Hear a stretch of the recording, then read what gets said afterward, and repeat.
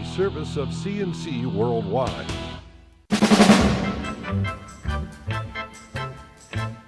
CNC podcasts are a service of CNC News, and they're brought to you by the Greece Chamber of Commerce, providing more than 800 member companies with business solutions since 1984.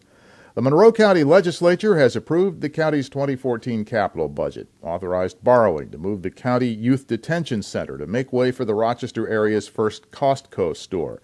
The Tuesday night vote ended the political fight that started when Democrats refused to vote for the capital budget until Republicans agreed to a bipartisan legislative investigation of the county LDC mess. And that blocked the budget. It needs a supermajority, which means Democrats have to join Republicans to pass it. But it also blocked funding to move the youth detention center to Rush to make way for the Costco at the new City Gate development. Democratic Minority Leader Kerry Andrews said Republicans refused to budge on the investigation and they refused to separate the detention center move from the rest of the capital spending. They showed they were willing to risk the Costco project and the whole City Gate project just to block an independent review into the LDCs, which is what we were fighting for. In the end, Andrews said her caucus just couldn't let the Costco development in the city be jeopardized. The president of Rochester's City Council says no one council member was behind the call for a City Ethics Board investigation of Mayor Lovely Warren. Loretta Scott says it was a mutual decision made after council members received volumes of calls and emails about the issue. Scott says council wants the questions put through a full review so the issue can be put to rest one way or the other. Council wants to know if the way Mayor Warren hired her two-man security detail was according to civil service law, and if the mayor violated the city's anti-nepotism policy by hiring her uncle to head it. Mayor Warren also met with reporters, saying she is ready to cooperate with the Ethics Board and supply whatever it needs. What that board mainly needs to get started is a quorum. There are 3 vacancies on the 7-member panel. Mayor Warren says she'll appoint the interim police chief to fill one of those vacancies. Council is moving to fill the others this month. 8 people are looking for alternate housing after an early morning fire Wednesday on Lime Street. The Rochester Fire Department says the double house caught fire about 4 in the morning.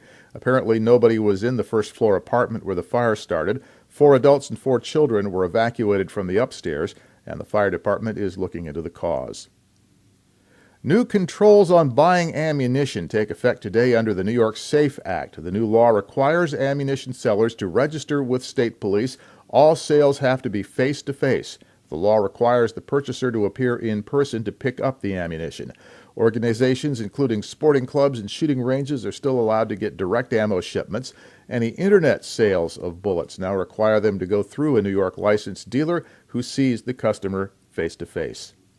Rochester General Hospital is imposing hospital-wide restrictions on hospital visits because the flu season has hit the region. RGH says for the time being, only 2 visitors per patient are allowed on all units. All visitors must be at least 14, and they don't want you in the hospital at all if you have cold or flu symptoms. The second of 2 people convicted in the robbery and murder of an RIT professor has been sentenced to life in prison without parole.